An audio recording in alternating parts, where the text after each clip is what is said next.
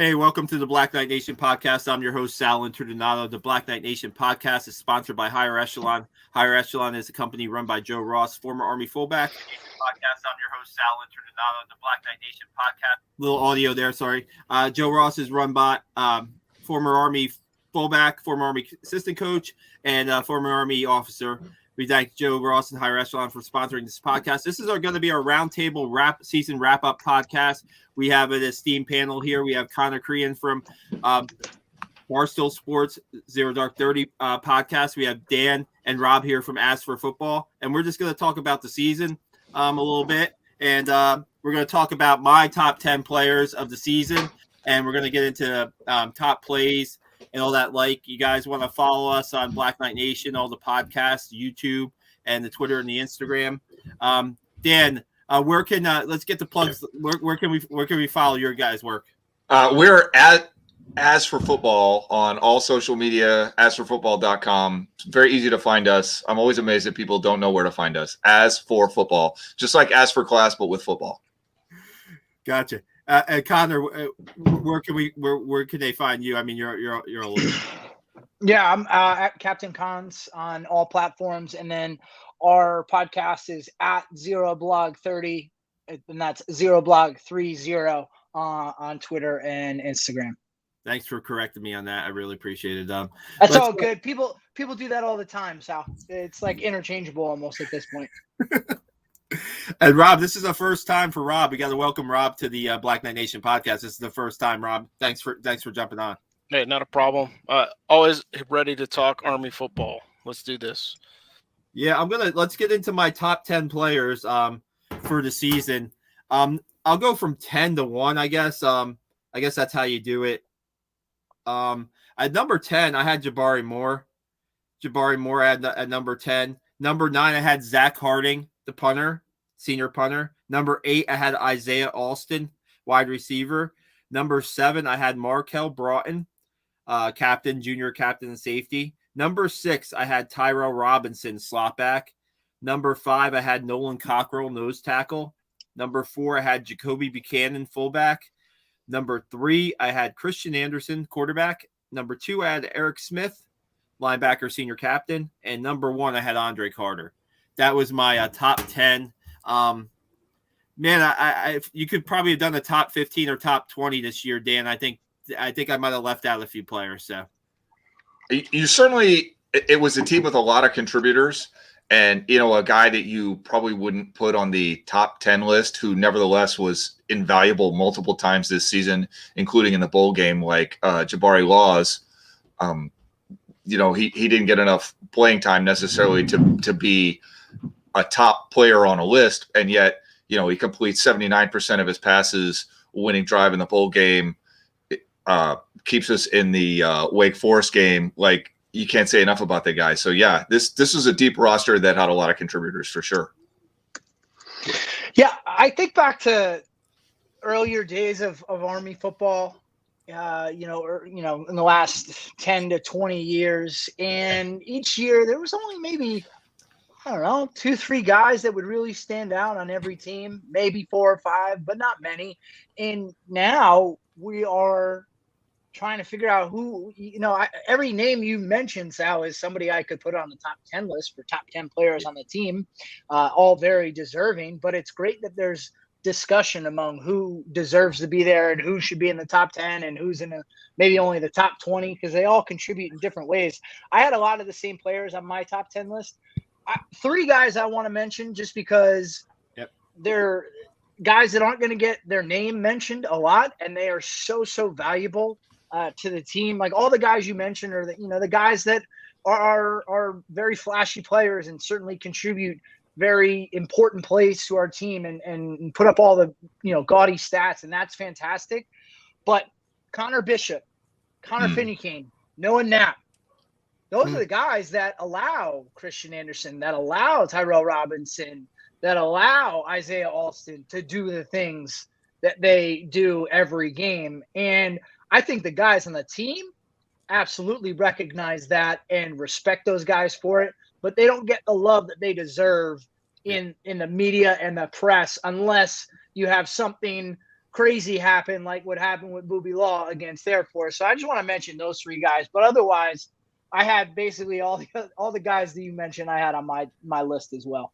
You want to run through your top 10 or you want to? Yeah, sure. I didn't put this in any particular order. Yep. It was just the way. So this is not like, hey, this is my number 1 all the way to my number 10. But I had Connor Bishop, Connor Finucane, no nepotism there with the name. Noah Knapp, Zach Harding, Isaiah Alston, Jacoby Buchanan, Markel Broughton, Cedric Cunningham, Jabari Moore, Christian Anderson, and then I put Nolan Cockrell. So I had 11.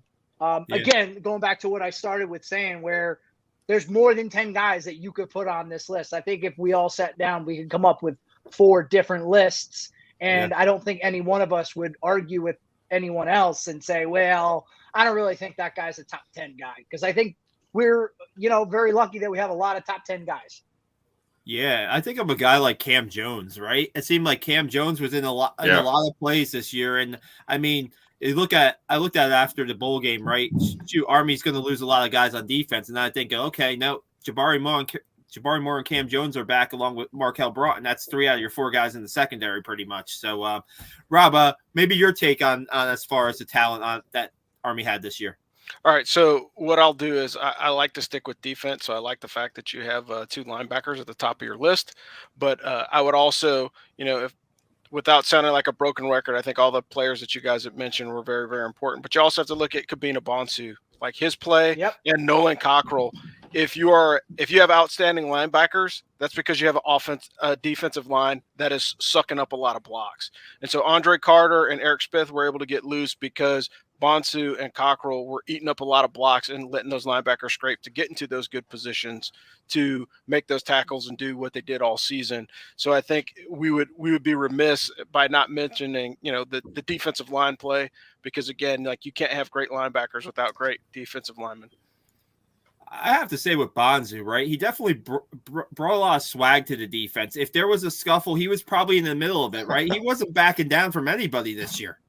Definitely. I think that attitude goes a long way, especially when you're playing against dudes that are a lot of times bigger and potentially stronger, but certainly bigger, and don't believe that they should be on the same field as our guys. So I certainly respect and appreciate what Bonsu was able to bring to the defense. And I think also, I feel like Markel Broughton really did that in spades. I thought, you talk about attitude, and gosh, we're so lucky he's only a junior. And he showcased that by being named a captain as a junior. I think that just tells you everything you need to know about that kid. He might have been my pick of the defensive MVP, if we're being honest. I mean, he was just everywhere, and it seemed like every time there was a big play, he was in on it, and that's it was just huge for the team. Yeah, we can move over to those awards in a second, or just recognition. Now, first, if you guys are watching right now and you have any comments, questions, or your choices for offensive, defensive MVP, play of the year, and game of the year, please send your comments in. I guess offensive MVP, I did these polls on Twitter, right, guys? And like I said, I had some edits that I had to make. And as far as for offensive MVP, it was Christian Anderson, 46%, Jacoby Buchanan, 40%. So, I mean, that was pretty well balanced. And I honestly, this is just my opinion, I don't think Jacoby Buchanan was used to his full capabilities this year. There were times where he played like minimal snaps a game and, 4 carries against Navy. I'll leave that right there. But, man, Christian Anderson was the Black Knight Nation pick for offensive MVP. Maybe hear what you guys think. I mean, starting quarterback of a team that wins 9 games is obviously going to get a lot of MVP votes. That shouldn't come as a surprise. And especially early in the season, he was playing so well, struggled with some injuries. But when Christian Anderson was on, the offense was unstoppable. And even against Air Force, which has a really good, defense and a good rushing defense, and just, shut down a very good Louisville team, Christian Anderson was on and was able to keep that team moving and hit enough big plays to win that game. So I don't have an issue with him getting the vote there. But yeah, I definitely at times could have wished that Jacoby Buchanan got a few more carries. On the other hand, this was the first year I didn't feel like the team struggled to get the ball to its playmakers in space for whatever reason. And that was worth a lot. So, I don't know. What do I know? I don't see, again, you can't argue if you want to say Christian Henderson. I certainly am not going to argue with that. He had a phenomenal year. I think when you think MVP, most valuable, you almost have to elect the entire quarterback room, right? Because when Christian wasn't in, it's not like we lost the step, right? Like when I think value, I think if we take them out of the game, are we losing something? And when we took Christian out, as well as he did and as awesome as he did coming into his own this year, it seemed like we didn't miss a beat with Tyre or with Jabari. Certainly in the last game with Jabari. So I'm nitpicking here. Yeah. I'm not going to argue with Christian Anderson. I think you can make the argument for Jacoby because of things that might have happened had he touched the ball more in some other games. So, I think where you talk about value, maybe that argument could be made a little bit more for Jacoby. And certainly every time that the kid touches the ball, he doesn't lose yardage. Certainly there's value in that. So I don't want to necessarily pick one over the other. Just kind of throwing out some discussion points. I'd be fine with either of those players though. We have a comment real quick. I'll post it and then we'll get Rob's take on offensive MVP. We have amazing air show videos say the fact that there wasn't one superstar standout player this year is a strength. Everyone contributed first string, second string, etc. Good point there. Rob, what do you think about offensive MVP? What direction would you go in?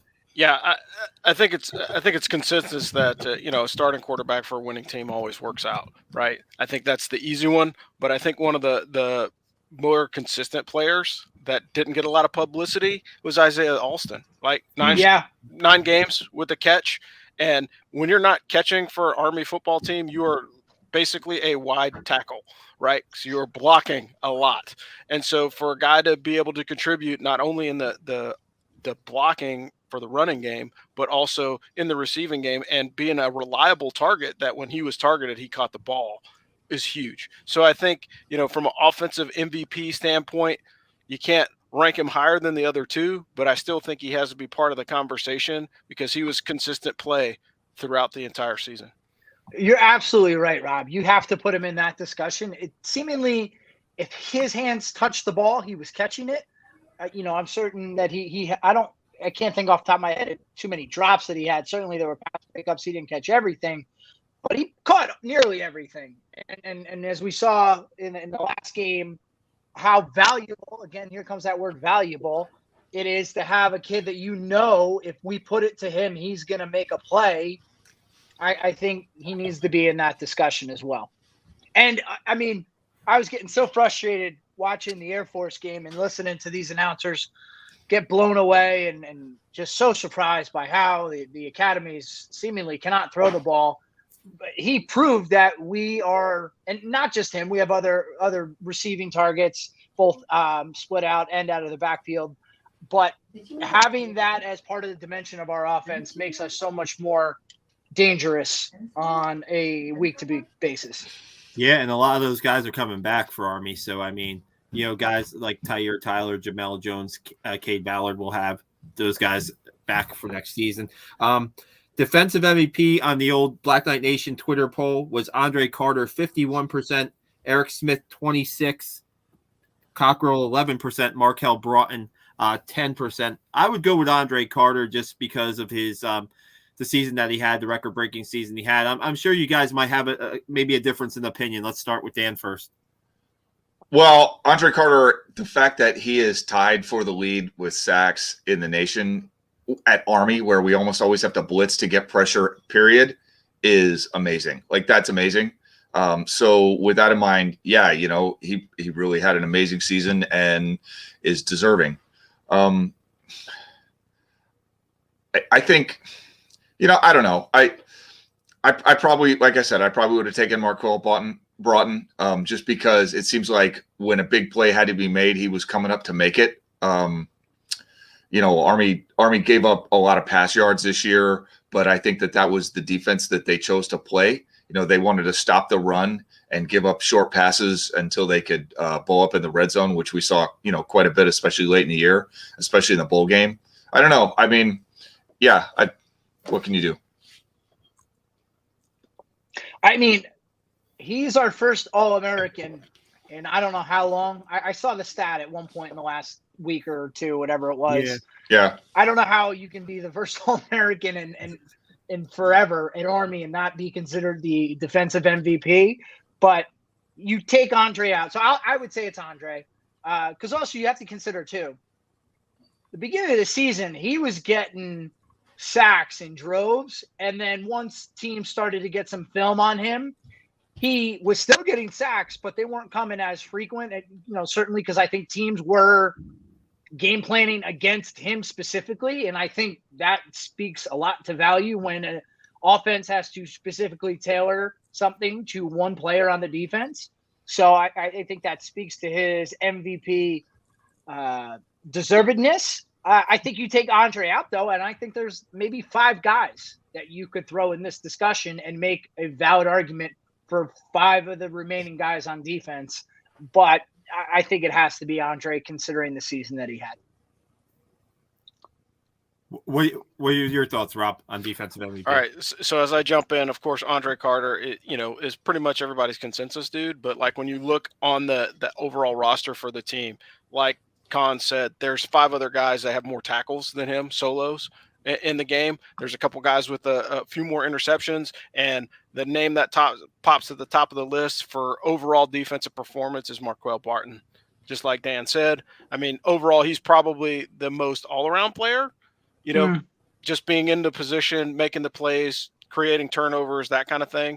But when you talk about like just hardworking players, you got to go with Eric Smith. I mean, like, how could you not have an outstanding middle linebacker? He looks like a middle linebacker. He plays like a little linebacker. And if you ever hear the guy talk, it's like, man, I want to follow that dude. And I'm 40 years old. I'll jump in whatever unit that guy's going to be leading, right? Because he just has that quality about him that makes people want to respond. And I think a lot of the response defensively by the players came from him, kind of shaking the cage and getting everybody focused when the team was down. So I think there's some intangibles that come with him being a senior captain, but also, you look great when you have another dude, when you have 2 linebackers that have almost 100 tackles apiece.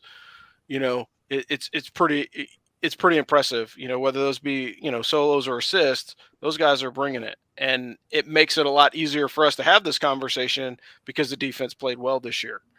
Absolutely.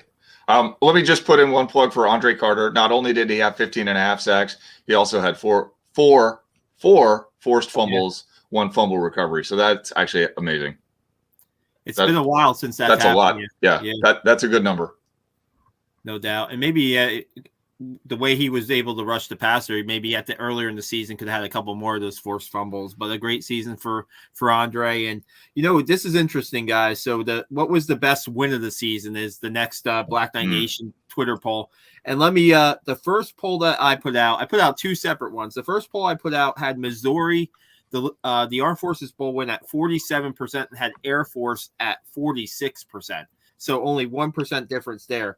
And the next poll I put out was Air Force 54% and the bowl win 43%. I gone back and forth on this one, right? I think that it's the Air Force win personally. That's my opinion.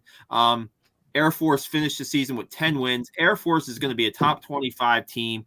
And man, that was one of the better Air Force teams that they've had. I know they had a double-digit win season recently, but I thought that Air Force team was pretty solid. So I'm going to go with that as the best win of the season for the Black Knights. Dan, what do you think? I definitely first off, I was at that game, and it was an amazing atmosphere. I would never miss that game ever again as long as they have it at that neutral site in Texas.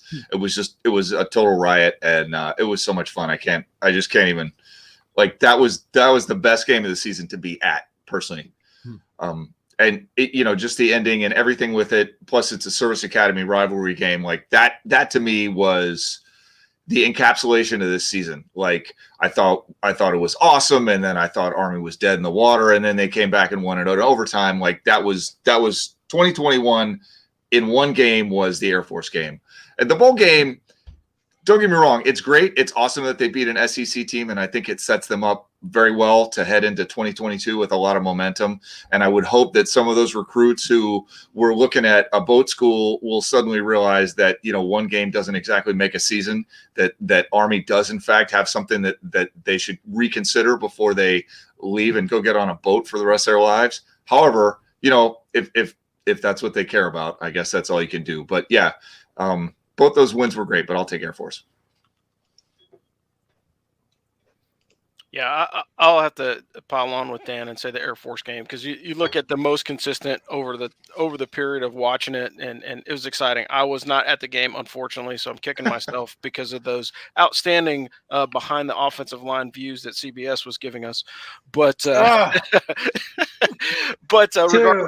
regardless of that fact, I think honestly that was the most complete game, because again, there was adversity, there was triumph, and then anytime a big man can fall on a football, whether that be offensively or defensively, and it scores, I think people can appreciate that. It's not the ideal way to win a Service Academy game. However, if it's going to be close and you got to win it in overtime, hey, let the big man bring us home. I think it was the ideal way to win a Service Academy game. Was hungover as hell the first half. Second half cleared up a little bit. I'm just telling you, it was awesome. Yeah, I mean, just obviously when the words are plastered all over every building that you walk, beat Air Force and beat Navy, certainly those two games are of utmost importance. And the Air Force game means that we get to keep the trophy up at West Point and get another chance next year to beat both schools, so we can not have to share it next year. So, but I think it's very important when that piece of hardware can remain on the banks of the Hudson.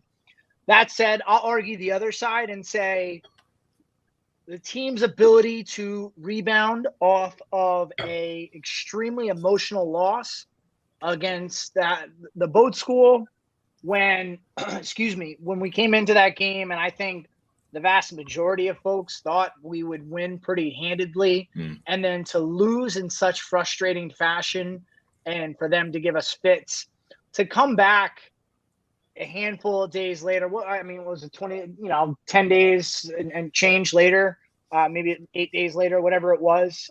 And I know Missouri was only 6-6, but they are still an SEC team. They showcased that SEC ability level and talent. And then when you consider the kind of storybook ending, when we have our third string quarterback in there, and when, again, all of these people all over the country think like, Army can't do this. They're just a running team. And we promptly move down the field in 70 seconds and get ourselves in field goal range. And then our kicker, who had missed earlier in the game, drills the game-winning field goal as time expired. And that hasn't happened in a long time either. And for what Rob said as well, I think that propels us well into next season, gives our kids the confidence to say, like, hey, we could play with anybody. Doesn't matter who, doesn't matter where. And the ability to bounce back after emotional loss. So I would argue that it's the Missouri game. And you can't forget, like, there were some other really great games this season. The Wake Forest game didn't go Army's way, but man, that was a crazy game. I've never seen anything like that. Yeah. That team is good too. I mean, at that time in the season, they were playing their best ball. People were talking about them potentially getting into the college football playoff. Like, yeah, I wouldn't take anything away from Wake Forest and saying, they're only a 10-win ACC team. Like, okay, good. Yeah, they are. Yeah. I mean, how many teams in the country right now have double-digit wins? Yeah. I'm sorry, I don't mean to put anybody on the spot, but I don't imagine that it's too many. Like, it's, it's probably less than, it's 30, maybe less. Yeah. And the other thing that I would pile on is Wake Forest, the wheels came off the wagon after they played Army, right? Because they started losing because they got beat up pretty bad. So, I'm not going to say that, they made it through unscathed, but I think they dropped 3 in a row after playing Army. So again, that game took a lot out of them. Maybe even if it wasn't physically, it was emotionally, because it kind of threw them off because they didn't expect to come into Mikey Stadium and have a dogfight on their hands. And they had to play the entire game to win that game. It wasn't like, the kids were going to lay down for them because, oh, it's Wake Forest and they're supposedly the better school, so we should just, give up the ghost and let them win it. Like, they played hard. I mean, 56 points, like, that's the best offensive output against a Power 5 team in a very long time. And then, to do it with with an offense that was as potent as Wake Forest was at the time, I mean, you got to expect them to score points because that offense was massive. But again, I think that was a great performance, even though it was a loss. I mean, look at how the team came together and performed. Yeah, in the season opener against Georgia State, who turned out to be a really solid team toward the end of the season, and beating Western Kentucky at home. That was another fun game to be at, another fun game to watch. I mean, that offense is, man, quarterback has 61 touchdown passes this year. Enough said. Yeah. And I think he's the best drop back passer in college football this year. If I was looking to take a quarterback, I'd be looking hard at Bailey Zappi. I've said that a bunch of times on our show. I don't know if that I would take him in the first round, but it would not surprise me if he has the best pro career. Yeah, he has like third round, fourth round written all over him, in my opinion. But I think somebody's going to get a kind of hidden gem with him. Yeah, no doubt. And the Army had that win at Liberty too. That was a solid win for them to go to Liberty and face really frustrate Malik Willis, who a lot of people have as a first round draft pick quarterback. So that was there's been a lot of solid memories. Now maybe the Black Knight Nation Twitter poll for play of the year. The winner was Jacoby Buchanan's touchdown run in the Armed Forces Bowl, 36%. Cole Talley's field goal in the Armed Forces Bowl to win, 32%. Jabari Moore's knockdown pass for the Air Force win, 21%. And Andre Carter's tip interception against Air Force, 11%. That was my personal favorite, Andre Carter's tip against Air Force, just because the individual effort that it took for him to make that play, to almost get faked out and have to drop back and get his hands on a little bit of a gadget play and tip it right to Cam Jones for an interception. Now, we were talking about Booby Law's touchdown recovery that probably should have been in the poll. Completely my bad. Dan, your thoughts on play of the year? Well, I voted for the knockdown, the overtime knockdown against Air Force, just because I thought it sealed the win in dramatic fashion. 4th and 6. It's not like they were off target. We know Air Force can pass, so I thought that was the best play. But if you had put it on there, I probably would have put the Booby Law touchdown, just because that was crazy. And Law himself is an outstanding player, and I'm quite looking forward to seeing what he does as we go forward here.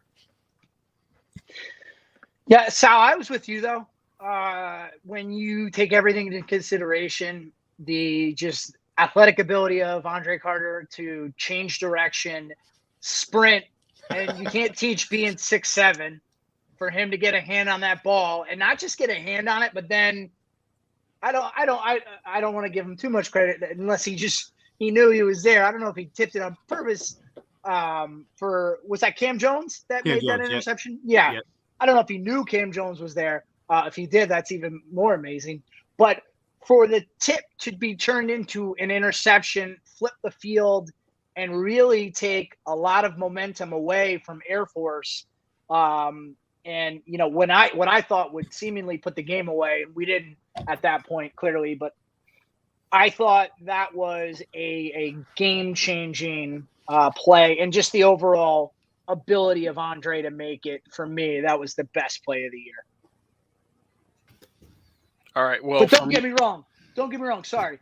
Watching Jacoby, I've watched that highlight now over 500 times. Watching him just take that other player's soul, and when he put him on the ground, that guy he just put his hands up and made it look like he was trying. He didn't want any part of Jacoby when he ran him over. And I don't ever, please don't mistake that as me speaking ill of another player, because all these players come out there and try their best. But Jacoby really just imposed his will on that other young man, and that was just unbelievable to see. So I'm sorry. Go ahead, Ralph. No, what I was going to say is, look, I'm usually the guy that harps on the defense, right? I love the Tip Oskey call. Who doesn't, right? That's always great. However, watching Jacoby Buchanan rumble through the offensive line and truck stick a dude into the end zone and score a touchdown, that was probably one of the most impressive offensive runs that we had all season. And it sucks that it came into a bowl game, because that's kind of like a glimpse into the window of what could potentially happen next season, or it could have been happening all season if we would have used Jacoby more. And as always, when we listen to the broadcast on the home games, Ross Tucker is always screaming, "Fire the Buchanans." And like, if we would have got that in the bowl game, that would have been even better. But the play itself was tremendous. Like, you dream about that. If you're an offensive player, you want to play just like that. You can't script it any better. Hey, I shake a couple dudes at the line.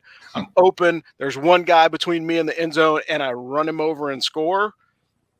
That's like stuff that dreams are made of, like, for real. So, I mean, I appreciate that play probably just as much as the tipped pick, but I still have to lean towards Jacoby Buchanan's truck stick in the end zone.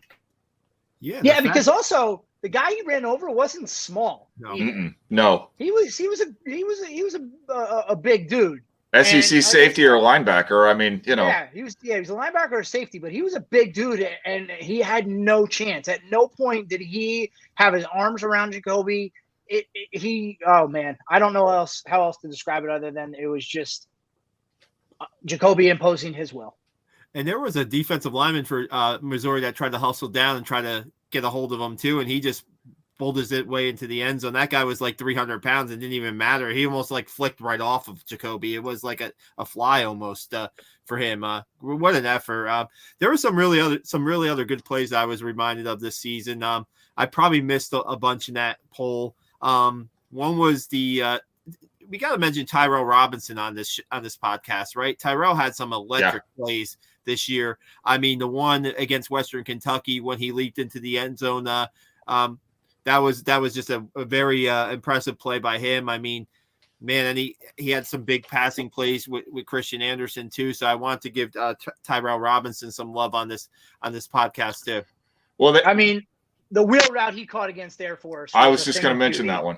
Yep. Yeah. I wish they would have used that play a little more because they put it in for the Air Force game. And then I think we saw it once the next week. And then, they didn't run it a single time against Navy, which I thought was frustrating because they have the players to really make that thing just difficult to defend, regardless of whether it's coming or not. Mm-hmm. I was talking about this earlier today or maybe yesterday about the whole Navy thing. And I think that Army's offensive game plan gave Navy too much credit. I think they played a little bit down to Navy. I think they should have taken a couple more chances like that real route, and then obviously we know Jacoby back, get Jacoby more carries. I don't know how much you want to get into this. I just looking at the way the stats kind of shook out, I thought that they had a speed advantage with Tyrell Robinson, and they kept trying to break him loose inside, on that counter trap inside, and it just didn't happen. But it looked like that's where they thought the mismatch was. Mm-hmm. When Tyrell gets as many carries inside that as Jacoby Buchanan gets, I don't know. That's that didn't make much sense. I think I've been probably blocked because of my comments. I'm not sure, but I mean, it is what it is. I mean, that's just what do you do there? You have 260 pounds of fullback. Let's get them going. We said this on our show. Like, my favorite thing about the bowl game was that they just saw what was working and kept doing it instead of having a game plan and sticking with it. Because if you remember early in the bowl game, they were trying to get the ball outside to the guys, and it just the SEC speed, they just couldn't get outside, which is fine. If power inside, if that's your advantage, then work it.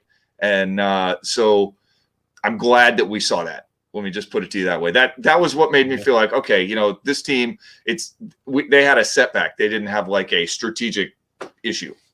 Right. And our coaches on both sides of the ball, I think, they want to win so badly. Of course they do. And I think that they're, they'll probably replay that Navy game in their heads, for a very long time to come. Very frustrating. So it's one of those ones that you wish you could have it back. Because I think if you put those two teams out on the field together and play 10 games, I think we take 8 or 9 of them. And it just happened that the one that they took was the one that was actually played, unfortunately, this year. I guess the one part of me says, like, it's good for a rivalry, to not be one-sided. as much as I would love for it to just be one-sided for us, just because of what we had to endure for most of the 2000s. So I know we're not getting too much into the Navy game, but yeah, definitely. Oh, the toughest thing about it, the toughest thing about it was just, as a fan, as a supporter, just all the Navy fans felt like the sun had gone back into alignment. Like, oh, of course we won. Like, we won because we're Navy. Like, no. Yeah. That was the worst. That's like they're calling fans for a reason, because they shorten fanatic, right? And it's like, look, dude, like, your three friends got up and left with you this season, pride, dignity, and respect, walked out the door. The only thing that you had was winning the Army game, really. I mean, their season was shambles. They didn't perform. They'll be lucky to have anybody recognized in the postseason for anything, and you've got one, jerkalope tweeting stuff out there, and I don't even say his name just because I hate him so much, and I shouldn't say that because hate's a strong word. But the bottom line is, it's like, look, dude, like, impress me with your play, and don't be a dirty player. And then, oh, by the way, and I said this before on our other show too, is it's just like, hey man, look, we talk all this stuff about, like, at the end of the game, these guys are brothers. Like, at no point would I have sat down with any Navy fan and drank a beer with them because they're acting like a-holes after the game was over, right? So much for the teamwork in the veteran community, or after the game is over, being, teammates after everything is all said and done. Which, to be fair, was a pretty stark contrast from the Air Force game. We had a big tailgate. Class of 95 had a big tailgate at Air Force. We had a bunch of Air Force fans there. It was like, we talked a lot. And if you can get over I'm a fighter pilot, like, they were fine. Like, they were good. They certainly weren't, unwilling to speak with us. Talk down to us. Here's a quick observation that just came to me, Dan, based on what you just said, is I think, and I'm completely speculating here, and I'm basing off what I hear from both fan bases. I think what the Air Force fan base is realizing, if you look at the last 5 years and how the Commander-in-Chief's games have played out, Air Force is realizing, okay, Army has come to the table now and wants to, and is going to be a fixture in these games, and it's not going to be what it was in the previous 15 years, 20 years, whatever. Whereas Navy is still fixated on the 14-year streak and seemingly has not paid attention to the way not just the games, but recruiting seasons have gone between Army and Navy in the last 5 years.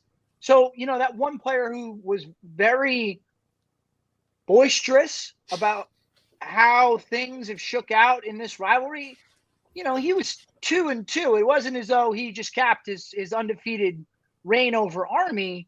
So it occurs to me that Navy is still seemingly stuck in the past, where everybody else is moving toward the future, and the future is very bright for Army. I don't see any reason, and knock on wood, for us to regress. Certainly not anytime soon. So it's nice to hear that Air Force has kind of accepted that. But these Navy fans are still, by and large, in a delusional world. Yeah. I don't know. I've always said before that the player in question that we're talking about, he might not have been able to start for Army until this year at linebacker. That's just my opinion. I mean, I think that the linebacker talent that Army's had inside, he might have had to been pushed outside if he wanted to play. That's just my opinion. While we're just going, is maybe we could wrap this up about talking about, like, kind of the future. We have it a little bit during this podcast, and it's pretty exciting. I mean, the schedule, the 2022 schedule might not be the most attractive schedule, but you do have a game to open up the season that interests me with Coastal Carolina. That will be a pretty good challenge to go down there and face a team that's been regularly in the top 25 the last 2 years. And I think that's something to look forward to. And, it'll be interesting to see what direction Army goes with the quarterback position now that Christian Anderson, Jabari Laws are graduated, Tyler's back, and see if I know a lot of people want Cade Ballard on the field this year. We'll see if he gets his chance in the spring. And, just maybe some thoughts for you guys of what the future holds for Army. You would think that if they continue doing a quarterback rotation, which there's no reason why they shouldn't, considering how successful they've been with it, that it would be Cade Ballard and Tyler. Granted, a lot of stuff can happen in the offseason. I got the sense coming out of the offseason this past year, though, that the plan was for Tyler to really start. And then, he had trouble staying healthy. And then Christian Anderson was playing so well that he kind of kept the ball and ran with it. So, who knows? I think it's a room. I think it's a position group. And I think that the guy who's playing well at that moment is going to get the opportunities. Yeah, certainly a lot of talent coming back. I would agree with what you just said, Dan, about the quarterback position. I think maybe Jamel Jones might factor into that rotation as well. See how preseason plays out. I'm extremely excited about the fullback position with Jacoby, Tyson Riley, and Anthony Atkins. I mean, that's a three-headed monster that is dangerous for defenses to plan for, because seemingly it doesn't matter what you plan, they're going to run over you no matter what. I will say, looking at our schedule, I think that is a very difficult first 5 weeks. I mean, you have two top 25 teams in Coastal and UTSA. I don't know where they're going to finish this year, but both teams were, certainly Coastal, fixtures in the top 25 for the majority of this season. And I haven't done any research into terms of what they have coming back. You got Villanova, who's no slouch, who was deep into the 1AA playoffs this year. You have a Georgia State team that presumably will bring back a lot of athletes. And then, of course, you got Wake Forest. So that first 5 weeks is certainly no cakewalk. So, I mean, although, we replaced the quote-unquote flashy game with Villanova, I would not be surprised if that Villanova is a sellout at Mikey due to Villanova's proximity and the amount of Villanova grads in the area. I think they'll travel very well. So I think it bodes well for us that 3 of those 5 are at home. Certainly, I think we have an advantage playing at home. But I think those first 5 weeks will be a true test to see what we're made of. And I'm happy that we have a lot of leadership coming back on the defensive side of the ball as well, and certainly on the offensive line. So that's where I'm at with 2022. You've definitely got a lot of not so many Power 5 teams, but a lot of sort of leaders in the group of 5: Coastal Carolina, UTSA, Georgia State, Air Force, Troy. I mean, this is the top of the group of 5. So yeah. I think next season will be challenging. I'm looking forward to it, one, because there's some games within striking distance in that first 5, so I could probably potentially go see Army play against 2 ranked opponents in 2022. Then there'll be the long drive up to West Point for the ULM game, because I believe that's the game that's happening on my class reunion weekend for 25. So I'm looking forward to that. And I mean, they got to keep the momentum going with your group 97 and take it to those damn boat school people in December and win one for the class of 97, since we are the only team or the only class in recent memory that has not lost a game to Navy since we graduated. So we're 4-0, and we're going to hang our hat on that until somebody else does something about it. But that's always a great thing to kind of see. And then looking forward to just all the college football. I mean, really my question for 2022 though is which defensive player is going to step up, because we know that we got some tons of great talents in the secondary, but who's going to be the next linebacker to showcase his talents in the center of the Army defense? Yeah, and that's going to be so necessary because teams will be ready for Andre next year. He'll still make plays because he's a talented kid. Markel will still make plays because he's a talented kid. But you're absolutely right, Rob. We're going to need who's ever that next guy up at that linebacker position. It will be so important for us. And it just seems like,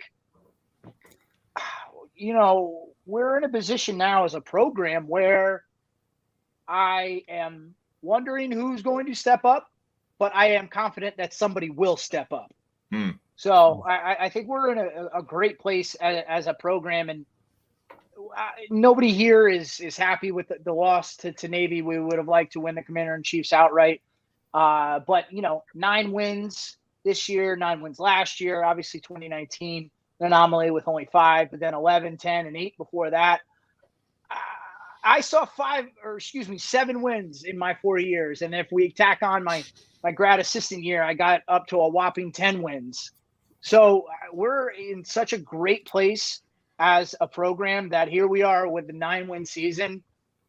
And for all accounts, like, we're all pretty kind of disappointed in that with those 4 games, that there's definitely, I'd say at least 2 where maybe even 3 in that 4, like, you could make an argument that other than Wake Forest, so I think just flat out beat us, I think those other 3 losses, we could have won those games. So that's where we're at now, in my opinion, where we're upset with, not upset, but we look at 9 wins and we're kind of like, it could have been a few more. Whereas if you had told me when I was a player that we would have had 9 wins, I would have just been jumping for joy.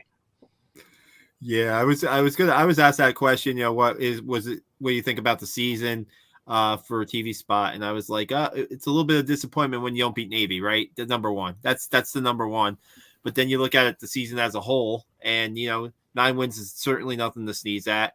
And like we said, with the talent coming back, we'll see what they can do in 2022. A couple guys to maybe keep your eyes on are Spencer Jones, right? Spencer Jones got a little suffered an injury during the season. He may be a guy who steps up at linebacker. And a guy, Brett Jarena, Joe Jarena's son. He's a freshman, going to be a sophomore. He might be a guy who also can fill those shoes on the inside.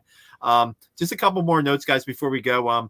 When you have success, unfortunately, that means for some staff departures. And this week, Shield Wood, the safeties coach, was hired by Troy to be the defensive coordinator.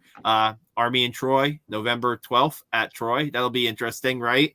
And then today, Saga Tuatelli, the offensive line coach, leaves for Fresno State to be their O-line coach and their run game coordinator. So there'll be some new coaches coming in. And I think that, as we've seen in the past, right? I mean, the culture at West Point right now that Monken has, I mean, it doesn't matter as long as the coaches have some kind of background, which they usually do with the defense and the offense. I mean, it seems to be pretty clear sailing. They've been adding a couple guys each year, and there hasn't really been a drop off in, the as far as fundamentals and the performance by the team. So, I mean, if you want to get the best young talent on your coaching staff, then you have to show that you can get those guys to the next step in their career. Everybody on this podcast is a professional who understands that, and everybody listening does too. So, congratulations to them, and we wish them the best. Nothing else to say, really. I mean, it's awesome, to be honest with you. Yeah, it's great for them. It's great for them. And it's also nice that, people respect our program enough to know if they hire one of our guys away, they're getting a quality guy. Yeah, I think that's the best point out of all of it is like, hey, look, nobody likes the coaching carousel, but when one of your assistant coaches moves on to something bigger and better, that just builds your program, right? That just proves that there is a quality organization that's out there that's creating talent, whether that be on the player side or the coaching side. And that when a bunch of coaches leave, it's kind of bummed until you see what the next guy does in the next season. But at the end of the day, that consistency, the head coach is still the same. And so with Coach Monk in there, I think that's really going to be the determining factor of how those guys gel with him and then how they gel with the team. And anybody that's watched college football knows that this season, making that drastic change to a youth movement has a difference. Look at Jim Harbaugh, right? He swapped out almost a half of it, or almost his entire coaching staff, except for him, took a pay cut to bring in some younger dudes, and they're sitting in the college football playoff. So there is something to have those younger coaches that can connect with the players, because there's a little bit different from a 50-year-old guy talking to an 18-year-old kid versus a 30-year-old guy talking to an 18-year-old kid. And that's just the facts of the case. And so by bringing in some of that newer, younger talent, it's actually helpful for the team. Yeah, it kind of bums the players. And the best part about Army is you don't have to worry about players transferring because a coach left. Mm-hmm. Mm-hmm. Yeah, so Rob, that's upside too. That's such a good point too about talking about the younger coaches. Yeah. Just because obviously we know our guys have so much to deal with already, and they don't want to go to practice. And I think our guys more than likely, if not definitively, will always respect the coach regardless of how old the guy is. But when you can seemingly have a normal conversation, like, my position coach at one point was in his late 60s, 70s. Like, what am I going to talk to that man about? Like, certainly I I was able to take a lot of wisdom and a lot of coaching from him, and certainly learned a lot from him. But in terms of just having like a relationship, I think it's just easier when that age gap is much smaller, and it just fosters that culture on the team that everyone is together as opposed to coaches and players separately. We have a question from James Crimmins. Fact or fiction? Nate Woody returns as DC next year. Oh man, that's a $35,000 question, isn't it? That was our standing fact and fiction all during the offseason. Let's just see. I mean, he was truly outstanding in 2020, and I thought he had a good season this year. If a Power 5 team did hire him, they would be getting an excellent hire. But I would like to see him stay selfishly. But we'll see. Yeah, I don't want him to go anywhere. But again, these are problems that you just have to deal with when you win a lot of games, and that's just something we're only now getting used to these last few years. I think if we had beaten Navy, I think we might have seen a few more departures. But I will say that maybe one silver lining from losing to Navy is I think we're going to keep some of these bigger named coaches just at least maybe one more year. So I'll take that, some solace in that. But yeah, I guess I'm trying not to get too attached to anyone on the staff at this point, because I think at any point in the next few years, any of them could be gone. But hopefully you've built enough of a culture that whoever comes in next just keeps it moving. I was talking about this earlier today about guys who are not going to go anywhere on staff. Tucker Waugh, a John Luce. Those kind of guys, I think, are guys that will stay. And there's going to be, like you said, we'll just have to 2 in 2 days. We'll see what happens. Rob, your take? Did you have a take on it? Yeah, I'm gonna say selfishly, fact, but deep down inside, like I just don't need an ulcer in the off season. I mean, there's enough stress with all the moves at Kansas and all that stuff, and that about made me have like 10 more gray hairs. So hopefully we have some consistency in the coaching office after kind of all the turmoil after the bowl games. But definitely looking forward to next season. And I think so long as, whoever is coaching comes in aggressively, particularly on defense, I think that's the way to go, regardless of who's coaching the defense. Mm-hmm, mm-hmm. Yeah, I think famous last words. I think we're okay at the top 3 positions. Coach Monken, Davis, and Woody. I'm very hopeful that those guys aren't going anywhere. But also, I'm just thinking, eventually they probably all will leave. And I think where we've gotten into trouble in the past, specifically with Ellerson and Barry, is when 2 things happen. Either A, you get somebody who tries to do something that we just physically cannot recruit the kids to do, like my teams did with Coach Barry and the offense we tried to run. We just couldn't compete. Or B, you get somebody like Ellerson who, for whatever reason, had this in his idea in his head that it was his job to make platoon leaders and not coach football. And he even said as much. He's like, it's my job to prepare these guys for the Army. No, sir, it is not. Nowhere in your contract do I think it says you are responsible for that. They have plenty of instructors and other leadership at the military academy to teach them about the military. You worry about football, sir. So as long as whenever Coach Monken leaves, and who knows, maybe he'll die there and he'll stay there for the next 40 years. But if and when he leaves, as long as we get somebody who doesn't do one of those 2 things, I think we'll be okay. That's like a whole nother show, man. Talking about the how athletics interplays with being an officer. I know that we both have very strong feelings about it, so I'll just let it die there. Mm-hmm. We'll get to this question. Do you think that the multiple quarterback rotation approach is here to stay, or was it just a function of our personnel this season? Now, we talked about this earlier, that we thought maybe they continue it in 2022, right, Dan? I believe that they will. I think it's working. I know that people say that. I know that there are people who don't like it. And I think that we have a tendency to lean into tendencies too much when certain people are on the field. However, I've seen enough to believe that it works, that there's something there, that when you bring a different guy off the bench with a different skill set, that it makes the defense, it makes it harder for them to sort of adjust. However, just bringing a guy in to run quarterback zone every single time is probably not the answer. Yeah. I think Coach Worley's just created a culture in that room, though, where that's why it works. It's because of the culture in the room, not because of the kids' capabilities physically. It's because of that culture, and because you saw it in the press conference with the 3 quarterbacks after the Missouri game and how they were all seemingly very excited for one another. I think that's why it works. It has nothing to do with the physical ability. I think it has everything to do with the relationship within the players and that coach in that room. Yeah, I think it's all about mutual support. They're learning the Lieutenant Protection Agency much, much earlier. Right?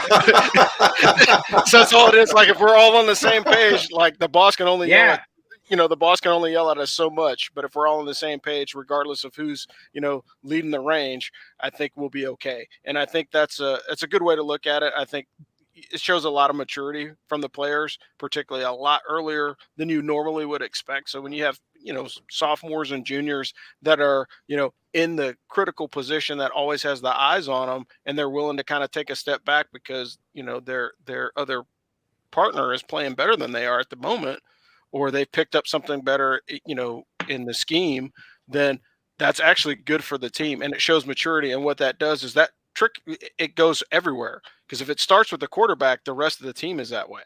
And so I think that's one of those intangibles, again, that you can't account for, because if the quarterback is like, yeah, man, I'm not feeling the scheme this week. Hey, put Laws in, and everybody's cool with it. And then the team rallies behind that player because he's getting the start. That's only better for your team. And then you get that mutual support that's kind of organic. And it's one of those things that, like, yeah, I think everybody wants to settle and have a starter and know who the starter is from week to week. But from playing, from playing the games, having that change up, it completely messes dudes up. It really does. Yeah, Martin says, thanks for the great answer. Very interesting. Selfless culture really could confer an interesting advantage in this way, but Dan is right. Tendencies. Yeah, we really appreciate you guys popping in your questions and your comments tonight. It's been great just to have this roundtable wrap-up show. I mean, I think we pretty much hit on a lot of the 2021 season. Guys, is there anything that you think we missed that you'd like to add before we go? Yes. When you talk about tendencies, look at Tyler. How many huge pass plays happened when he was playing quarterback, bucking that tendency that, Tyre's and he's just running quarterback zone. Not so fast, my friend. So I think we are able to recognize that and maybe buck those trends. It's important also to that rotation working. James, oh, man. James wants to keep us here. So the biggest question is, who would call plays if Monken or Davis leave? I think a culture guy, Vidi, as a great head coach, but if you run the triple option, you need a good play caller. Who is the next great triple option mind? That's like a question for the offseason. I certainly don't know off the top of my head. And knowing that James will get the chance to answer that question, I will be perfectly willing to let him research and get back to us. Yeah, and admittedly, I'm very close with Mike Vidi. He was my teammate. He's a dear friend of mine, so I'm a little biased. I think Mike Vidi could, do anything he puts his mind to. So he's a great choice for anything you want to put him in, as far as I'm concerned. That's one of those ones where it's very difficult for me to think with my head as opposed to thinking with my heart and separating the two and just looking at it from a football perspective. So I will refrain from answering that one, but just know that I love Mike Vidi. I think he's a great football guy and great football mind. He's got a bright future. I think why not keep, if that's the case, hopefully he can keep Cody Worley on staff too. I mean, because like you said, that what he's done to the quarterbacks room, he did get a chance to call the bowl game last year, right, against West Virginia when Brent Davis couldn't make it. So, maybe we talked about the youth, keeping the younger coaches on staff, and maybe that could be a direction that Army can go in. We don't know. We only have one game of experience of him calling games, but he's done a great job with the quarterbacks. Yeah, I mean, I'm still very high on Coach Davis. I think he does a phenomenal job. I think most games this year, I think anybody watching would say he called a good game, with few exceptions there. So right now we're speculating. So yeah, he gets such a. It's so tough, He's just in the firing line, right? Yeah. Things don't go well, and everybody just screams at Davis because the triple option. You should have used. Obviously, you should have done the other thing that you didn't do. Yeah. And I totally feel for the guy. I really do. And no, it doesn't look easy. If you think that we think it's easy, that's definitely not. No, it does not look easy in any way. All right, I'm going to say this just to be spiteful. Ivan Jasper, put him on put him on the sidelines after he gets canned from Navy because they can't figure out what the hell they want to do with him anyway. Let him be like a running backs coach or a wide receivers coach or whatever, and then start prepping him for the position maybe, and then then it's twofold. You're sticking the knife in the eye of Navy, and we're getting a halfway decent coach that understands the triple option. Rob, I had this conversation with somebody today right before the podcast about bringing Ivan Jasper on staff. And if Navy didn't rehire him, you don't think Jeff Monken was on the phone with him to try to get him to West Point? If not this year, maybe next year. I know they're good friends. I know that guy's had a lot of experience with the triple option. That's a great call, Rob. Absolutely great call there. Let me just ask the hypothetical, though. Certainly, I think coaching college football is very difficult. Excuse me. It's very difficult. And I think, I have some friends in the profession, guys are very happy and lucky to have a job wherever that may be. At what point, though, and it might not exist, but is there a point where you've coached at one of the academies so long that you are then ingrained in that culture that you couldn't possibly go to one of the other ones? Like how long? I forget off the top of my head how long Monken was at Navy, but I feel like it wasn't 8 years. Maybe was it 8? Yeah, maybe I'm wrong, but I don't think it was that long. I think it was shorter than that, and maybe somebody can fact check me. But I think for as long as Jasper's been there, for him to then turn around and be like, "Oh yeah, beat Navy," I think that'd be a hard pill to swallow. But again, considering like he would love to have if you lose your job. It becomes a much easier. Yeah, it becomes a much easier prospect if your paycheck is on the table. No, you're absolutely right. Therein lies the rub. 5 years for Monken at Navy. My fault. He was with Paul Johnson longer. Yeah. So I think 5 years. That's easy. I think you can go away from that and very easily. Now I think Monken is now ingrained in the Army life to where he wouldn't go back ever. So it's just interesting. Like I could never do anything at the Naval Academy and do it with my whole heart. So I'm just thinking about it, I guess, a little bit from that perspective. Joseph Cockrell says, I believe if you have you have a true option quarterback, he calls the plays give, keep, or pitch. I definitely get the sense that in some of the bigger spots this season, they wanted to take those decisions out of the quarterback's hands for better or worse. Yeah, I'm just telling you, this is what I think I saw. Whether it's right or wrong, I don't know. Yeah, I think honestly, it depends on the scheme that the defense is playing, right? So if the defense is spying the quarterback a lot, you want to take it out of his hands so he doesn't have to make a decision, and maybe you scheme a play around the defense that they're playing. But like, yes, a true triple option quarterback, he comes out, he's not even calling the play. He's just student body left, student body right. I'm pulling it, I'm pitching it, or I'm taking it myself. And that seems so easy, but try and run a triple option. Take a Nerf football outside with your kids and try and do that, with your dogs, and you'll probably end up tripping over yourself because it's a lot harder than it looks. And so, yeah, calling the play, that's the easy part, but the give, the keep, or the pitch, that where it becomes a problem, because if that linebacker is faking a blitz and he's crashing hard and you pull it and then he scrapes out and then he prevents you and feathers the pitch, then you're screwed. Right. So again, there's some defensive keys that have to happen, but either way, I think, a true option quarterback, we've had him in the past. It doesn't necessarily lead to victory. I think he just has to be a well-rounded athlete. Chuck Phillips checking in with, let's make sure Mrs. Monken's happy. If she's happy, the coach will stay. I don't know how much truth there is to that. I think if, we know that in the past couple of years, Coach Monken's had his name out there for some Power 5 schools. And we'll see. I mean, this year I was surprised that the Duke didn't play a little. There was maybe not more out there with Duke. I thought Duke might have been the spot for him, but they went a different direction, and it looks like another year for coach at West Point. So we'll see.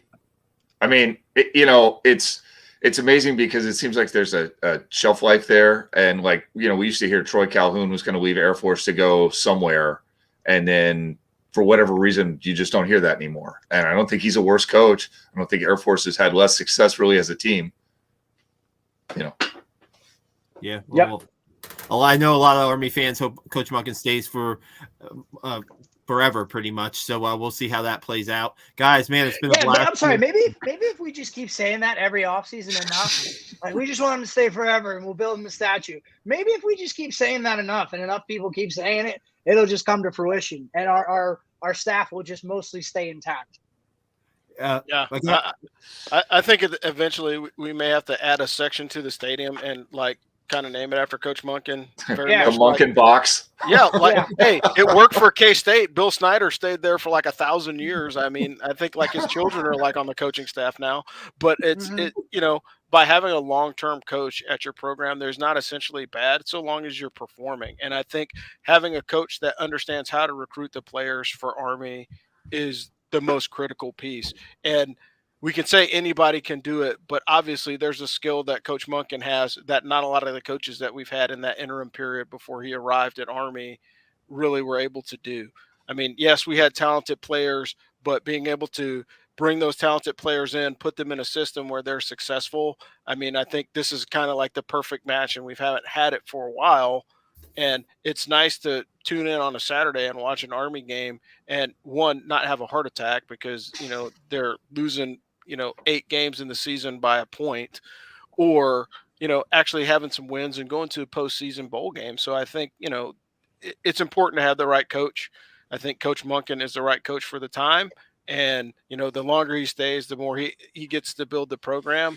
And, he's building a legacy at Army right now. He's slowly creeping up on all-time wins lists and all-time home wins lists and all these things that no other coach has been able to do with longer tenures at Army than he has. So I think if you're looking at your legacy, it's what your program does. Unlike the Army, it's what your program does after you leave. But at West Point, it's what your program does while you're there.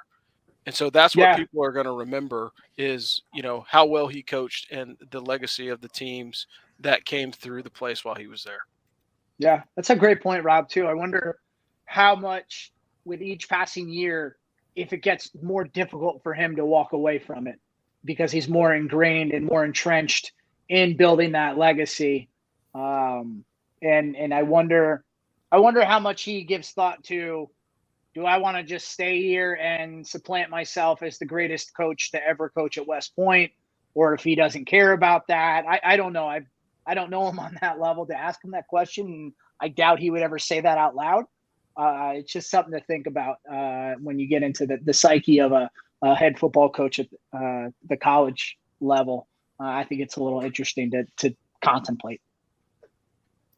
Yeah, I think that he has an idea of what it takes to win, where he's at West Point and where he would go be considered for a job. And if that school cannot provide what he feels like he needs to win, he's going to stay at West Point because he knows he can get right, guys. He knows he can get just about everything he needs right at West Point to win football games and have successful teams and successful guys who graduate as second lieutenants too. So I think I'm sorry. We keep Sal, we keep pushing this and keep going longer, and I'm keeping these guys. They hate me for it. I know it, but I also wonder now, in the next few years, as we build this addition to the stadium and kind of round out Mikey, and we've heard Mr. Buddy talk about how he wants it to be a destination for people of New York City. How much does that play a factor into him staying, and how much Army getting on the national scale, even more so than we already are, plays a factor. And CBS badly needs Army to be relevant because they just lost the SEC, and they're going to hang their whole hat on Service Academy football. They really don't have a lot of choice. Right. Good point. Yeah. Yes, it'll be interesting to see. I was going to say fact or fiction. Will there be a Monken statue when the stadium renovation is complete? I don't think you build a statue before the man leaves. Personal opinion. No. Yeah, but you could at least build the stand overlooking the Hudson.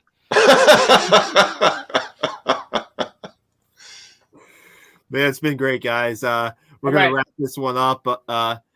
Thanks for all the feedback from our Black Knight Nation, all the fans, and thanks for you guys, Dan, Connor, and Rob, for answering the questions and giving your opinions on the season. You guys want to just again tell people where they can find you? I am at Dano E. Cabeza on Twitter and at AsForFootball or AsForFootball.com. Rob is our main man on LinkedIn, so you can find Rob on LinkedIn. I'll let him speak for himself. Yeah, I'm on LinkedIn. There's As for Football. Surprise, surprise. That's where you can find us. But just look for us anywhere that says As for Football, and we will get you looped in. Thanks again for having us on, Sal. Thanks, Sal. Thanks, Dan. Rob, appreciate the discussion as always. You can find me at Captain Cons just about anywhere, and listen to Zero Blog 30 anywhere you listen to podcasts, and on social at Zero Blog 30. Thanks so much for the opportunity to talk Army football. Absolutely. If you guys are watching today, our Black Knight Nation YouTube channel, give it a subscribe, comment. We've been getting a lot of feedback from it, and we'll have podcasts like this in the future. Guys, it's been great. Have a good night. Thanks, you too, Sal. Bye-bye. Thanks, everybody.